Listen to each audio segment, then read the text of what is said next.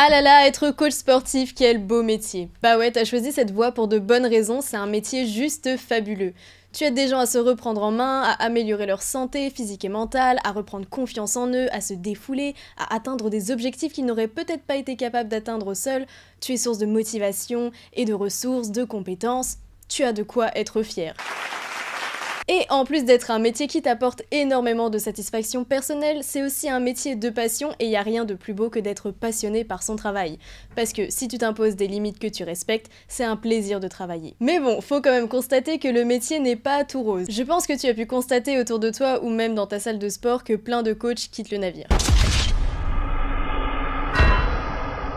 Et ce n'est pas sans raison, hélas. Il y a des gens qui disent que la durée de vie d'un coach est de 5 ans et que passé ce cap, beaucoup font une reconversion professionnelle. Et oui, beaucoup de coachs, et peut-être toi y compris, trouvent que ce beau métier est un métier ingrat, ce qui évidemment engendre la démotivation et l'abandon. Alors si tu ne veux pas t'être donné tout ce mal pour devenir coach sportif et développer ton business pour tout arrêter au bout de 5 ans, ou si tu pensais devenir coach et que ce que je t'ai dit te refroidit, je vais te rassurer tout de suite. On va ensemble identifier les raisons pour lesquelles les coachs changent de métier et à partir de là trouver des solutions à ces raisons qui sont en fait des problèmes de la profession qui sont tout à fait surmontables. Salut, moi c'est Marine, responsable du marketing digital chez Jimkey. On me voit pas souvent mais je suis bien là et aujourd'hui je vais te donner les 5 raisons principales pour lesquelles les coachs abandonnent leur métier et pour chacune je te donnerai une solution.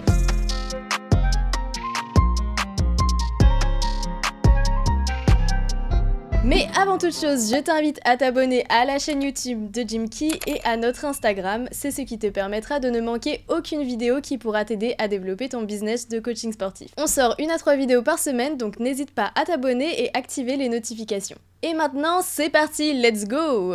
La première raison pour laquelle le métier peut sembler ingrat, la fatigue physique. Bien sûr que tu savais avant de te lancer que c'était un métier physique et probablement que tu aimes ça, de mettre ton corps à l'épreuve pour te muscler, ça fait partie du jeu pour avoir des résultats, hein. No pain, no gain! Mais il ne faut pas sous-estimer l'impact que c'est sur ton corps sur le long terme d'aller tous les jours à la salle. C'est quelque chose de super progressif donc tu ne le constates peut-être pas aujourd'hui mais à force ça peut évidemment nuire à ta santé et t'épuiser, ce qui fait qu'au bout de quelques années à faire ça quotidiennement, on peut retrouver des coachs qui ne tiennent plus la cadence et qui sont obligés d'arrêter parce qu'ils se disent trop vieux pour s'infliger tout ça. Pas 36 000 solutions, il faut te ménager. Tu prends le soin de t'assurer du confort de tes clients, même si bien sûr tu les pousses à repousser leurs limites, mais tu fais gaffe à ce qu'ils aient des temps de repos, sachant que eux ne vont pas tous les jours à la salle comme toi, et toute cette attention que tu leur apportes pour qu'ils ne se blessent pas et qu'ils ne s'épuisent pas sur le long terme, c'est une attention que tu devrais t'apporter à toi-même. En plus de ça, en tant que coach, tu as des horaires décalés par rapport à d'autres professions, tu peux bosser très tôt jusqu'à super tard, tu bosses souvent les week-ends. Tout ça, c'est de l'énergie mentale mais physique aussi beaucoup que tu dépenses et qui va vite contribuer à te fatiguer physiquement et donc te fatiguer du métier. En bref, beaucoup de coachs abandonnent au bout de quelques années parce qu'ils ne se ménagent jamais physiquement et ils finissent par s'épuiser. Ça, en plus de l'épuisement mental dont je vais te parler juste après. Donc prends soin de ta santé et de ton corps, c'est super important si tu veux rester dans le métier. Va te faire masser de temps en temps et surtout applique le soin que tu apportes au confort de tes clients à toi-même. Numéro 2, la fatigue mentale, la saturation. Bon, il y a plein de choses dans ce métier qui contribuent à la fatigue mentale, il y a plein de responsabilités et de choses à planifier, des séances à préparer, de la prospection, des réseaux sociaux à alimenter, l'argent à gérer, tout plein de choses, sans parler des impondérables de la vie avec les annulations de séances de dernière minute et la crise sanitaire et tous ceux qui vont décaler ton planning et peuvent te stresser. Avec cette charge mentale qui vient avec le métier de coach sportif, il y a aussi le fait que tu peux saturer tout simplement du fitness. Trop faire de sport, penser sport, parler sport, ça peut tuer une passion.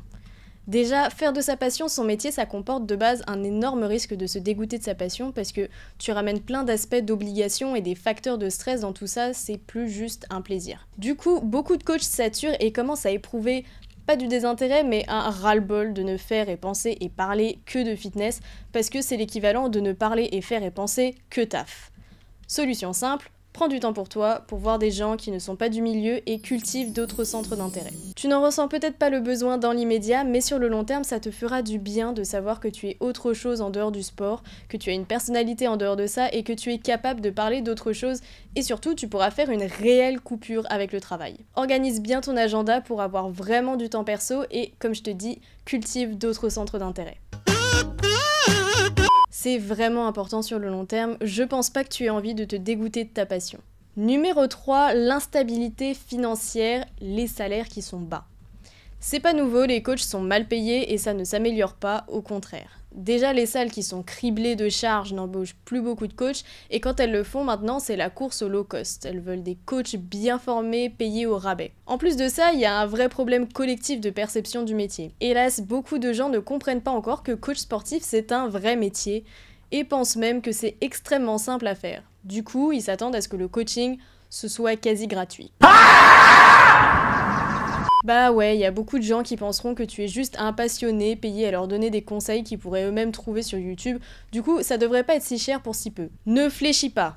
Fais-toi payer à ta juste valeur. Il vaut mieux une poignée de clients qui valorisent ton travail et te payent au juste prix qu'une multitude de clients qui te payent au lance-pierre parce que ça va très vite te démoraliser et te démotiver et surtout te laisser sur la paille en fin de mois. Renseigne-toi sur les salaires des salles, n'y va pas au pif. Alors oui, on te conseillera de bosser en salle au début avant de te lancer en indépendant même si t'es mal payé, mais ça vaut pour 2 ans. Après ça, si le salaire ne te satisfait pas, tu devrais voler de tes propres ailes. Pour te donner un ordre d'idée, on a fait une vidéo sur les salaires des coachs sportifs et je te laisse une mini grille très vite fait qui t'indique les tarifs habituels du coaching, mais bien sûr, il y aura plein de facteurs additionnels à prendre en compte qui pourront faire varier les montants. Il y a beaucoup de coachs qui abandonnent le métier parce qu'ils se disent déjà que c'est un métier ingrat pour le corps et l'esprit, c'est mal payé, pourquoi je m'inflige ça ? Il faut persévérer et vraiment se faire payer à sa juste valeur. Ce sera compliqué les premières années, mais il y a aussi plein de coachs qui ont des bons revenus et il faut juste avoir de la patience et faire les bons choix en termes de tarifs. Numéro 4, la pandémie de Covid-19. Oh non! Oh non, pas ça! Et oui, évidemment que la pandémie a eu un impact énorme sur le milieu du fitness et la profession de coach. Si ce fut une opportunité pour certains coachs d'exploser via le coaching en ligne, certains n'ont pas su prendre le tournant digital et n'ont pas survécu à la fermeture des salles. Le truc, c'est que vous allez me dire que les confinements, c'est fini, hein, on croise les doigts, et que les salles ont rouvert pour de bon. Mais avec l'instabilité de la situation, les gens ont peur de prendre des abonnements et d'autres ont tout simplement pris l'habitude de rester chez eux. Et en plus de ça, cette instabilité, c'est aussi un énorme facteur de stress pour les coachs. Se mettre au digital, c'est donc crucial aujourd'hui parce que ça permet de pallier à ce genre de situation imprévisible et de s'adapter aux nouvelles habitudes casanières des clients. Ça permet tout simplement de continuer ton activité malgré tout. Se mettre au digital, c'est pas dénaturer l'expérience du coaching comme certains peuvent le penser, si tu utilises les bons outils qui en assurent la qualité. Et aussi, se mettre au digital, même si la technologie c'est pas ton truc, c'est pas forcément compliqué. Pour ça, moi j'ai une solution simple, c'est notre application Gymkey qui te permet de créer des programmes de fitness personnalisés pour chacun de tes clients. Ça te permettra de développer la meilleure expérience de coaching possible à tes clients, ils vont recevoir leur programme directement sur leur portable, ça facilite tellement les choses et tu vas pouvoir faire un réel suivi de chacun avec tout un espace où tu vas pouvoir voir leurs résultats et leur progression et vraiment ça change la vie. Tu peux retrouver le lien de l'application dans la barre d'infos, donc n'hésite pas à aller checker ça. En bref, le digital, ça facilite la vie, surtout pendant cette période compliquée, alors il ne faut pas hésiter à le considérer avant de tout abandonner. Numéro 5, la dévalorisation du métier. J'en ai parlé rapidement quand je parlais des salaires, la dévalorisation du métier, ça regroupe absolument tout ce que j'ai dit avant. Avec un salaire trop bas, des youtubeurs même pas diplômés qui peuvent s'improviser coach gratuit en montrant des vidéos de leur workout, coacher aujourd'hui est perçu comme étant quelque chose de simple, à la portée de tous et donc de n'importe qui. Juste une passion qui ne nous coûte rien en énergie et temps et charge mentale et qui donc devrait être peu chère. Tu te fous de ma gueule.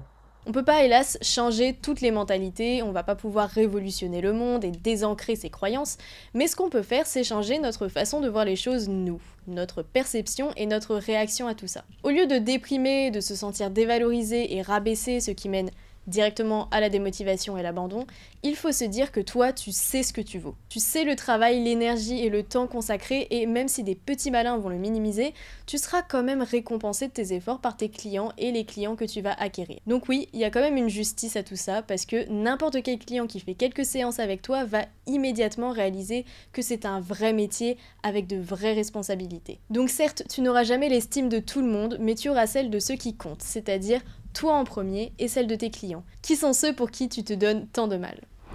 Et c'est tout pour cette vidéo. Le métier de coach sportif, c'est certes ingrat, mais ça reste un très beau métier qui peut être apprécié à sa juste valeur. Il faut de la patience et prendre des mesures pour que ça ne te bouffe pas et que ça ne perde pas de sa valeur à tes yeux. Le temps, les bons choix, une bonne gestion feront que ton business va fonctionner et se développer sans que tu aies à y laisser ta santé, ton esprit et ta dignité. Si c'est ta voie, le coaching, ça marchera pour toi. Il faut avoir confiance et ne pas laisser tout ce que je t'ai cité te faire baisser les bras, si tu appliques mes conseils.